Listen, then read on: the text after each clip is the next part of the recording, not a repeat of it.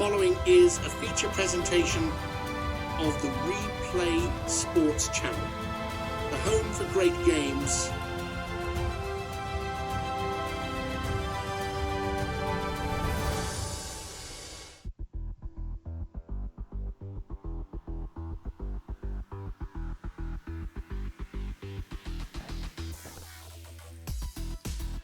Welcome to WFL Inside Access. I'm your host, Glenn Walker.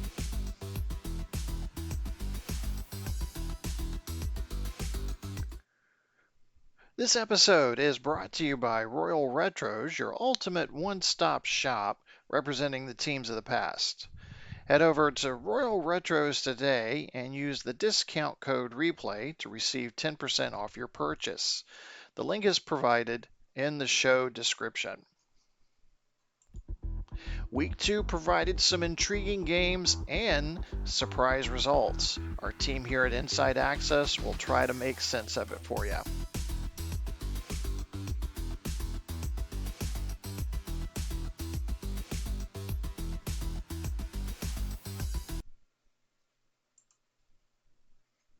Welcome to the Deep Dive. Today we're digging into the WFL Inside Access Week 2 review.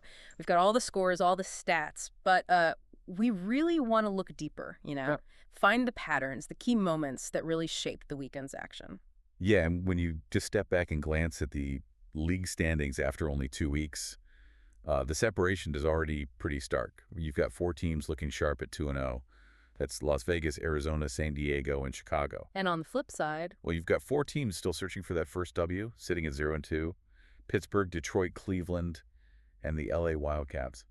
It's a tough spot early on. And the sources this week really paint a picture of extremes, don't they? You had that crazy air attack in Denver's win over D.C., a big upset. Huge. But then you also saw San Diego just grind out a win in a real defensive battle. Low scoring. Mm-hmm. And those comebacks. Yeah. Some real nail-biters. Exactly. So it feels like this battle between maybe disciplined play and just raw star power. That's what we need to unpack here. Okay, let's start with maybe the most traditional path to victory. Running the ball effectively and controlling the clock. When teams did that well, it often seemed to set the tone. Oh, absolutely. And we saw some classic examples. Take Gus Edwards for Tampa Bay. He snagged the MVP in their win against Pittsburgh, and his numbers were, well, pretty eye-popping. Go Sale. Just look. 104 yards and only 8 carries. 8.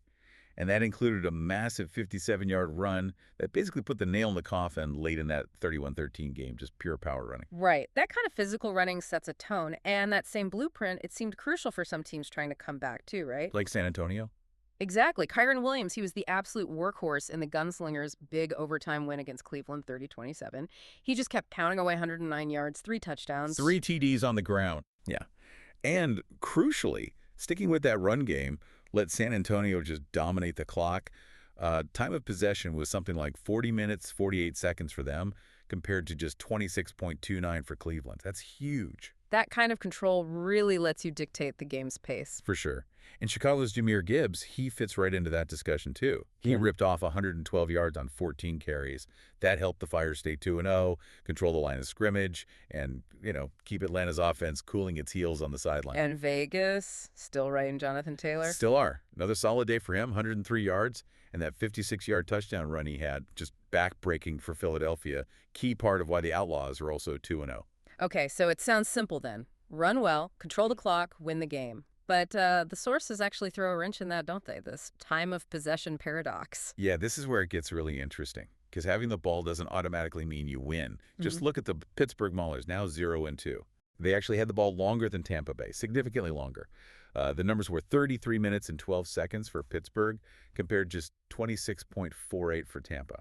Wait, so Pittsburgh controlled the clock, but lost 31-13. How does that happen? It sort of challenges that whole possession mantra. It really does, and it points to maybe the most critical factor. Possession means nothing if you can't finish drives. It's about scoring, not just holding the ball. Okay. So execution matters more than just possession time. Exactly. And Las Vegas is the perfect counterpoint. They used their run game to dominate tied-up E against Philly, almost 2-1, 38.08 to 21.52. Yeah. But the key was they turned that control into points, into touchdowns. They finished. And the teams that couldn't finish, they paid for it. Like, Birmingham, they ran okay against St. Louis, right? 133 They've yards. been run okay. Yeah. Their struggles inside the 20 in the red zone just killed them. It was a constant issue. Settling for field goals. Absolutely.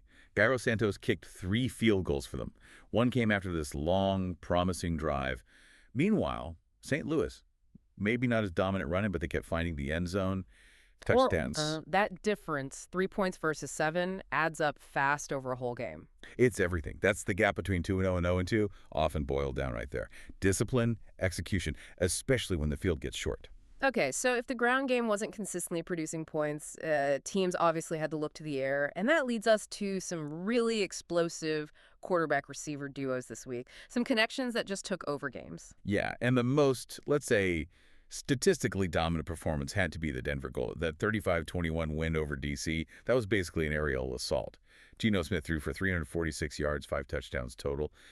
But the real star, Mike Evans, MVP performance. Evans just went off, didn't he? 154 yards, 2 long scores, that 62-yard TD bomb. I mean, DC's defense is usually pretty solid against the big play. What happened there? It looked like a total breakdown. Evans seemed to get whatever he wanted. And, the total yardage tells a story, too. Denver racks up 458 yards of offense. D.C., a team that's usually pretty potent, held to just 219 total yards. Wow. So it wasn't just Evans finding soft spots. He and Smith were dictating terms to that defense completely. So that's the explosive model, but we also saw the other side of the coin, right? The precision and volume approach, like in St. Louis. Exactly. Tua Tagovailoa in their win over Birmingham. Yeah. He was just surgical. Completed 34 of his 42 passes. That's efficiency. 305 yards, 3 touchdowns. And the connection with Devonta Smith was just automatic. Flawless. All 3 of Tua's touchdown passes went to Smith. He ended up with 9 catches, 124 yards. That kind of relentless, short to intermediate passing, it just grinds a defense down, almost like a good run game does. There's just no break. Tua just took what was there. Very smart. And that ability, whether it's the big play or that steady efficiency, it seemed essential for keeping those undefeated teams perfect. Like Amon-Ra St. Brown for Chicago. MVP performance there, too. Oh, yeah. Incredible game for him. 10 catches, 195 yards. And that included that huge 83-yard touchdown from Baker Mayfield. Just electric. And Terry McLaurin for Tampa Bay, he provided that spark they needed against Pittsburgh. Kind of proves how one receiver can sometimes overcome that whole time of possession issue we talked about. Definitely. 6 catches, 115 yards, 2 scores from McLaurin. That's flipping field position and turning possession into points when it mattered most. We also have to talk about the QB, who kind of does both, right? High-level running and the passing threat. Jalen Hurts in Vegas. Right, the MVP for the Outlaws. He keeps them perfect, 2-0. He accounted for, 295 yards total, passing, running, and those 2 rushing touchdowns were critical. He feels like the ultimate blend of what worked this week. I think so, because he doesn't just manage the game. His running threat forces defenses to account for him, maybe pull a safety down, and that can open up easier throws. Plus, he finishes drives with his legs in the red zone, which, as we said, is so key. Minimizes risk down there. Very sustainable approach. Okay, so beyond the offense, the WFL always seems to throw games decided by, chaos, defense, special teams, moments of just sheer willpower. Let's look at some defensive MVPs who maybe didn't light up the scoreboard, but definitely sealed wins, especially for those 2-0 teams. Yeah, good point. Xavier McKinney for Memphis stands out. He was the leader of that defense that forced 3 turnovers against Detroit. In a 14-7 slugfest like that, 3 turnovers are basically the entire ballgame. Huge difference. And Nick Bonuto, the MVP for San Diego, keeping the fleet undefeated. He was phenomenal against the run. Just absolutely shut down the New York Generals ground game. He led that pass rush effort, and they held New York to, get this, 11 rushing yards on 18 carries. 11 yards. That's dominant. Completely changes the game. Forces them to be one-dimensional, predictable. And speaking of forcing the issue, we have to circle back to Pittsburgh's loss again. You mentioned they held the ball, but the Tampa Bay defense sacked Patrick Mahomes 8 times. 8. That's not just the O-line failing. That points to maybe coverage sacks, receivers not getting open fast enough, maybe even some panic from Mahomes. When you get hit that often, even if you gain yards, you end up going backwards. That's how you lose that conversion battle despite winning time of possession. And sometimes the defense just scores directly, takes all the pressure off. Exactly. Like Memphis safety Brian Alexander. His 47-yard pick 6 in the second quarter against Detroit, that turned out to be the game-winning play, essentially. A defensive touchdown in a low-scoring game is just gold. Special teams also had some moments, didn't they? Though mostly for the teams that ended up losing. Yeah, some real flashes of talent on those 0-2 squads waiting to break out consistently. Birmingham's Cavante Turpin had that incredible 91-yard punt return touchdown. Dazzling play. And then DC's Calvin Austin III had a 74-yard punt return score, too. Just explosive plays. But like you said, those moments were kind of islands, weren't they? Exciting, sure, but not enough to actually win the games for Birmingham or DC. Sort of highlights that individual brilliance needs team execution around it. Precisely. Touchdowns surrounded by stalled drives or settling for field goals, it doesn't work long term. Okay, but the award for sheer perseverance, maybe craziness, has to go to that finish in Los Angeles. Oh, absolutely. The Baltimore Stallions somehow pulling out an 18-17 win over the LA Wildcats, who now drop to 0-2. Just stunning. Yeah, the sources describe a total collapse by the Wildcats. They were up 17-6 deep in the fourth quarter, looked like they had it locked up. And Matthew Stafford, who frankly had a terrible game up to that point, threw 3 interceptions. Sure, 6, yeah. Somehow engineers 2 touchdown drives in the last 4 minutes, caps it off with a 27-yard strike to Greg Dortch with only 26 seconds left. I mean, that's clutch, overriding everything that came before. And the irony, the real kicker here, the MVP for the losing team, the Wildcats, was their defensive end, Kayvon Thibodeau. Right. He had 2 sacks, was creating pressure all game. His individual effort should have been more than enough to seal that win. So the fact that the Wildcats are 0-2, despite having arguably the game's best individual performer, it just screams frustration, doesn't it? Talent being let down by late game execution and, well, ball security. It really does.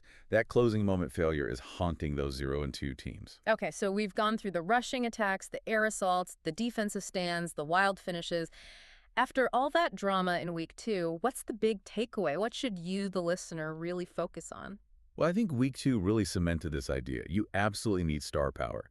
Your Mike Evans, your Amon-Ra St. Brown, your Jalen Hurts, those guys are difference makers, no question. They get you into contention. But the critical difference, the thing separating the 2-0 teams from the 0-2 teams right now, it seems to be the ability to simply finish drives, to convert opportunities into points, whether that's touchdowns in the red zone or even just executing well enough to get into field goal range and making them consistently. That often overrides everything else, the time of possession, early deficits, you name it. Yeah, that finishing discipline really stands out for the winners. Look at Arizona. They won purely on field goals.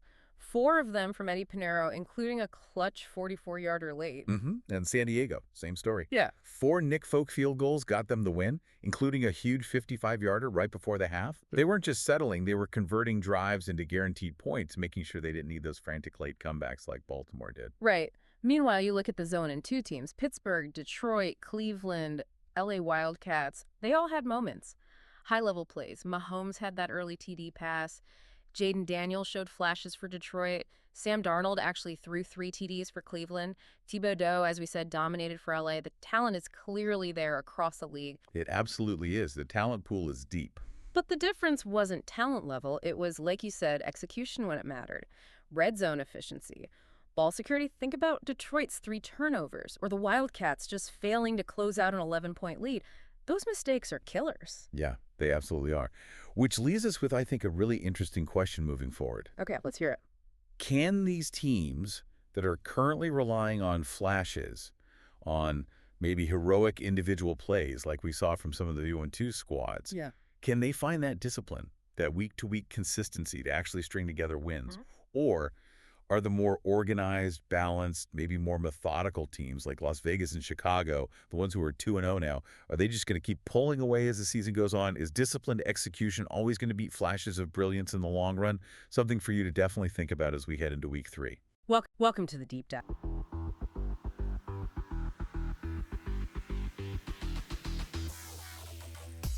You've been listening to WFL Inside Access, brought to you by Royal Retros. Be sure to like and subscribe to the Replay Sports channel. Thank you for listening.